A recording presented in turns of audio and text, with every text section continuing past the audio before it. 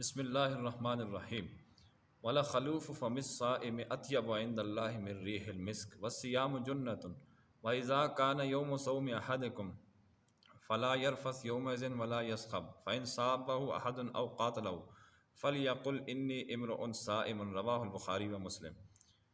نبی کریم صلی اللہ علیہ وسلم کا ارشاد مبارک ہے کہ روزے دار کی منہ کی بو اللہ تعالیٰ کے ہاں مشک کی خوشبو سے بھی زیادہ پسندیدہ ہے، اور روزہ دنیا میں شیطان کے حملوں اور ہتھکڑوں سے بچاؤ کا ڈھال ہے، اور آخرت میں آتش دوزخ سے حفاظت کا ذریعہ ہے۔ جب تم میں سے کسی کا روزہ ہو تو اس کو چاہیے کہ بے حیائی کی باتیں نہ کرے، شور و شغب نہ کرے۔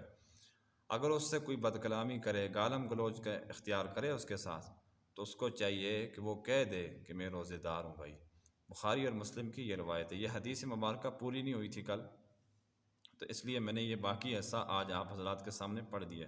اس میں ایک یہ بات بتائی گئی ہے کہ روزے دار کی منہ کی بو اللہ کے ہاں مشک کی خوشبو سے زیادہ پسندیدہ ہے۔ دوسری بات یہ کہی گئی ہے کہ روزہ ڈھال ہے، شیطان سے بچنے کا بھی ڈھال ہے، اور آخرت میں جہنم سے بچنے کا بہترین ذریعہ ہے۔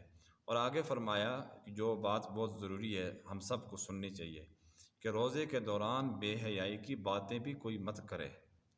یہ دوست احباب مجلس بیٹھتے ہیں، ہر طرح کے لوگ ہوتے ہیں، ہر قسم کی بات کرتے ہیں، تو روزے کے دوران خاص طور پر اس چیز سے احتیاط کرنی چاہیے۔ روزہ صبح سے شام تک صرف بھوکھا رہنے کو نہیں کہتے۔ روزہ جو ہے یہ ایک روحانی اور عظیم جسمانی عبادت ہے۔ اس کا روح کے ساتھ بڑا گہرا تعلق ہے، اس کا قرآن کے ساتھ بڑا گہرا تعلق ہے۔ روزے کا اللہ تعالیٰ کے قرب کے ساتھ بڑا بہترین تعلق ہے، یعنی کہ بہت پہنچی ہوئی عبادت ہے، آپ اس کو یوں سمجھیں۔ یہ تمام عبادات میں سے روزہ جو ہے بہت عمدہ اور اونچی قسم کی عبادت ہے، اس لیے اس کا تقاضا بھی یہ ہے کہ اس کی حفاظت بھی اسی طرح کی جائے۔ اس کے مزاج، روزے کے مزاج کے خلاف ہے بے حیائی جتنی بھی ہے، اس لیے تو حلال بیوی جو ہے نا اس دوران ناجائز اور حرام ہے۔